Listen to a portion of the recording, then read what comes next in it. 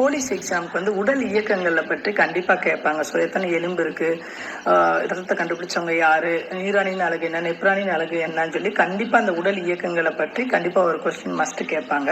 So அதை பற்றி இன்னைக்கு பார்க்கலாம். டிஎன்பிஎஸ்லையும் கேட்பாங்க, ஆனால் மஸ்ட்டு போலீஸ் எக்ஸாமில் கேட்கக்கூடிய சிலபஸ் இதுதான். நம்ம உடல் வந்து இயங்குறதுக்கும் செயல்படுறதுக்கும் முக்கியமான காரணம் என்னன்னா எலும்பு தான். அந்த எலும்பு மொத்தம் எத்தனை எலும்பு இருக்குன்னு சொன்னால் 206 எலும்பு இருக்குங்க. அந்த 206 எலும்புல 2 தான் பிரிச்சுக்காங்க. ஸோ அச்சு சட்டகம், இணைப்புறு சட்டகம். அச்சு சட்டகம்னா எங்கே இருக்குன்னு சொன்னால் நம்ம கழுத்தில் வளைஞ்சு இருக்கு இல்லைங்களா, அந்த வளைஞ்சு ஒரு உருவத்தை கொடுக்குது இல்லையா, அதுதான் அச்சு சட்டகம். கழுத்து, மார்பு, வயிறு பகுதி இதுகள்லாம் வந்து அச்சு சட்டகம். கழுத்தில் எத்தனை எலும்பு இருக்குன்னு சொன்னால் 7 எலும்பு இருக்கு.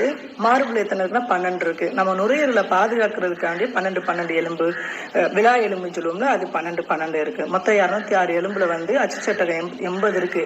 அதுதான் இது. ஸோ இணைப்புறு சட்டகம் எத்தனைன்னு சொன்னா 126 இருக்கு. 126 இணைப்புறு சட்டகம் எதுனா கை, கால், முட்டி இதுல இருக்கிறது தான் இணைப்புறு சட்டகம். அப்ப இணைப்புறு சட்டகம் 126, அச்சு சட்டகம் 80, மொத்தம் 206 எலும்பு நம்ம உடல்ல இருக்கு. அந்த 206 எலும்பு இருக்கனாலதான் நம்ம உடலை செயல்படுத்த முடியுது. நம்ம ஃபேஸ்ல நம்ம சிரிக்கிறது, அழுகிறது இதுகளுக்கெல்லாம் வந்து 40 தசைகள் இருக்குங்க. 40 வகையான தசை இருக்கனால மட்டும்தான் நம்மளால சிரிக்க முடியுது. நம்ம முகம் அசைகிறதுக்கு காரணம் கூட இந்த தசைகள் தான். 40 வகையான தசைகள் இருக்கு. நம்ம வந்து எலும்புலேயே வந்து கனமான மிக நீளமான எலும்பு எங்க இருக்குன்னு சொன்னா தொடை எலும்பு தான். 45 சென்டிமீட்டர் இருக்கு. சிறிய எலும்பு எதுன்னு கேட்டாங்கன்னா காது மடல்ல இருக்கு. அது வந்து அங்கவாடி, இங்கிலீஷ்ல கேட்பாங்க கண்டிப்பா. அங்கவாடின்னு கேட்காட்டி ஸ்டெப்ஸ் தான் வந்து இருக்குதுலேயே சிறிய எலும்பு பற்றி நீ பார்த்தாச்சு. நெக்ஸ்ட் வந்து கண்ணுங்க, ஐஸ். இந்த கண் என்ன பண்ணுதுன்னு சொன்னா, இந்த கண்ணை கண்ட்ரோல் பண்றது எதுன்னு சொன்னா நடுமூளை. இந்த நடுமூளை தான் வந்து கண்ணை கண்ட்ரோல் பண்ணுது. உள்ள வந்து கண்ணுக்குள்ள உள்ள அடுக்கு இருக்கு இல்லைங்களா, அந்த உள்ள அடுக்கு வந்து கூம்பு செல்கள் எல்லாம் உற்பத்தி பண்ணுது. அந்த கூம்பு செல்கள் எல்லாம் உற்பத்தி பண்றதுனால மட்டும்தான் நம்மளால நிறத்துகள் எல்லாம் பார்க்க முடியுது. அதனால கண்ணு வந்து ரொம்ப இம்பார்ட்டன்ட். அதை வந்து இயக்குறது எதுன்னு சொன்னா நடுமூளை. பிரெயின் வந்து மொத்தம் வந்து மூணு வகையா பிரிச்சிருக்காங்க பிரெயினை. ஒன்று வந்து முன்மூளை, நடுமூளை, பின்மூளைன்னு சொல்லி. அந்த முன்னாடி இருக்க மூளையில என்னென்ன இருக்குன்னு சொன்னா பெருமூளை இருக்கு, தலாமஸ் இருக்கு, ஹைப்போ தலாமஸ் இருக்கு. பெருமூளை வந்து நம்ம பிரெயின்ல வந்து 3ல் 2 மடங்கு வந்து பெருமூளை தான். 3ல் 2 மடங்கு பெருமூளை. அதுல வந்து தலாமஸ் என்ன பண்ணுதுன்னு சொன்னா உணர்ச்சிகள்லாம் கண்ட்ரோல் பண்றதுக்கு தலாமஸ். ஹைப்போ தலாமஸ் எதுக்கு பயன்படுத்துதுன்னு சொன்னா நம்ம கோபத்தை கண்ட்ரோல் பண்றதுக்கு, பயம், கோபம் இதெல்லாம் இயக்குறது எதுனா ஹைப்போ தலாமஸ். முன்னாடி இருக்க மூளையோட வேலை இதுதான். நடுமூளையோட வேலை என்னன்னு சொன்னா நம்ம கண் பார்வையை வந்து கண்ட்ரோல் பண்றதா நடுமூளை. கண் பார்வை இயக்குறது தான் நடுமூளையோடைய வேலை. பின்மூளை தான் ரொம்ப இம்பார்ட்டன்ட். நம்ம ஓடுறது, நடக்கிறது எல்லாமே வந்து பின்மூளையில தான் சிறுமூளை இருக்கு. அந்த சிறுமூளையிலேயும் பின்மூளைன்னு சொல்றோம் இல்லையா, பின்மூளையில சிறுமூளை, பான்சு இதுக்கெல்லாம் முகுலம் பின்னாடி இருக்கு. அந்த சிறுமூளை என்ன பண்றதுன்னா நம்ம ஆடுறோம், ஓடுறோம், நடக்கிறோம், ஆடுறது இல்லை, நடக்கிறது, ஓடுறது எல்லாத்துக்குமே சிறுமூளை தான் நமக்கு செயல்படுது. ஸோ இப்போ வந்து ட்ரிங்க் பண்ணாங்கன்னா கூட அப்படியே தலைமாடுவாங்க, காலெல்லாம் நடக்க முடியாது. ஏன்னா சிறுமூளை தான் அங்கே போய் பாதிக்கும். அதனாலதான் வந்து சிறுமூளையோட இயக்கங்கள் என்னன்னா நடக்கிறது, ஓடுறது இதெல்லாம். பான்ஸ் என்ன பண்ணுதுன்னு சொன்னா இங்க முன்னாடி இருக்க பெரிய மூளைக்கும் பெருமூளைக்கும் சிறுமூளைக்கும் கனெக்ஷன், செய்திகளை பரிமாற்றம் பண்ற வேலை என்னன்னா பான்ஸோட வேலை தான். முகுடத்தோட வேலை என்ன சொன்னா மூச்சு விடுறோம் இல்லையா, இழுத்து மூச்சு விடுறது. நெக்ஸ்ட் வந்து நம்ம இதய குழாயி, இதயத்துக்கு போற ரத்த ஓட்டம் இதுகெல்லாம் கண்ட்ரோல் பண்றது என்னன்னா முகுலம் தான், பின்னாடி இருக்க முகுலம்.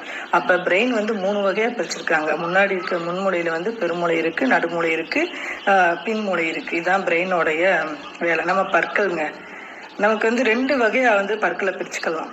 1 வயசுல இருந்து 7-8 வயசு வரைக்கும் 20 பற்கள், அதாவது பால் பற்கள் தான் இருக்கும். நெக்ஸ்ட் நிலைத்த பற்கள் எத்தனைன்னா 32 பற்கள் இருக்கும். இதுதான் பற்களுடைய வேலை. அப்படியே நேரா வாங்க ஹார்ட். இந்த ஹார்ட் எந்த வடிவத்துல, இதயம் எந்த வடிவத்துல இருக்குன்னு சொன்னா கூம்பு வடிவத்துல இருக்கும்.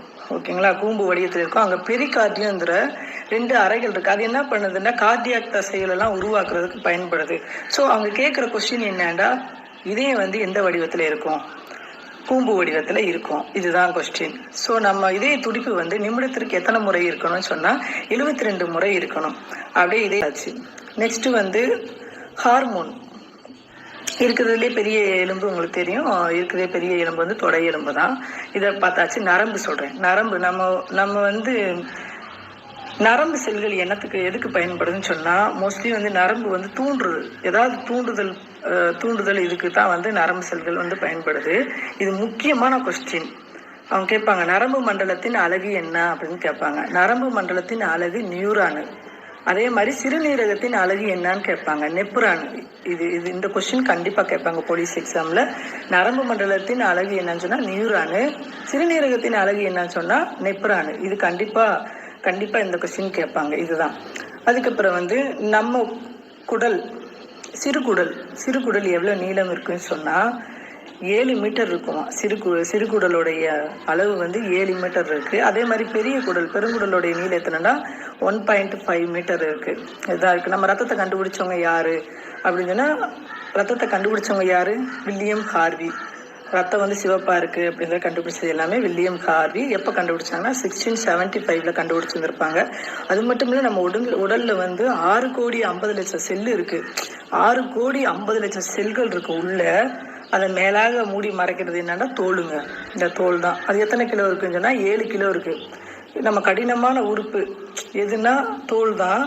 எத்தனை கிலோ இருக்குன்னா 7 கிலோ இருக்கு. இந்த 7 கிலோ தான் வந்து இந்த 6,50,00,000 செல்களை வந்து பாதுகாப்பு பண்றது. நம்ம உடலுக்குள்ள எத்தனை விஷயம் இருக்குன்னு பார்த்துக்கோங்க. அது மட்டும்தான் 1 கிலோ பாக்டீரியா வேற இருக்கு, 6,50,00,000 செல்கள் வேற இருக்கு.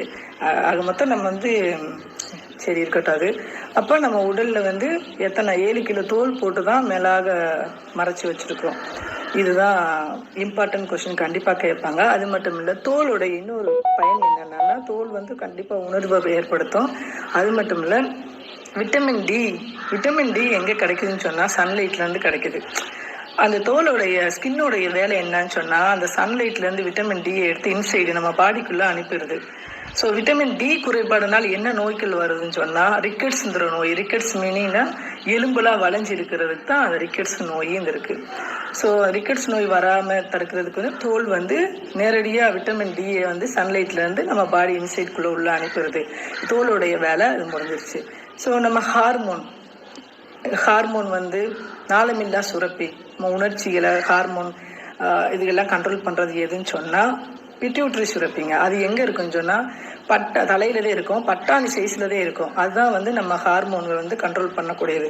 அதாவது நாளமில்லா சுரப்பிலே வந்து நடத்துனர் யாருன்னா, தலைவர் யாருன்னு சொன்னால் அந்த பிட்யூட்டரி சுரப்பி தான். கழுத்தில் என்ன சுரப்பி சுரக்குதுன்னு சொன்னால், ஹார்மோன் என்ன சுரக்குன்னா தைராய்டு. கழுத்துல முன்கழுத்து கலலையெல்லாம் வருது இல்லைங்களா, அதுக்கு வந்து கண்டிப்பாக தைராய்டு குறைவாக இருந்துச்சுன்னா கண்டிப்பாக அவங்களுக்கு வந்து முன்கழுத்து கலரெல்லாம் வந்துடும். ஸோ வயிற்றில் சுரக்கக்கூடிய ஹார்மோன் என்னன்னா அட்ரினல் சுரப்பி. அந்த அட்ரினல் சுரப்பி வந்து சீக்கிரம் அது ஓடுறதுக்கு இதுக்கெல்லாம் பயன்படும். அது எங்கே சுரக்குதுன்னா, அட்ரினல் சுரப்பி எங்கே சுரக்குதுன்னா வயிற்று பகுதியில் சுரக்குது. இதுதான் இம்பார்ட்டன்ட் கொஸ்டின், கண்டிப்பாக இதுலேருந்து கேட்பாங்க. வேற விட்டுருக்கமாண்டா இல்லை.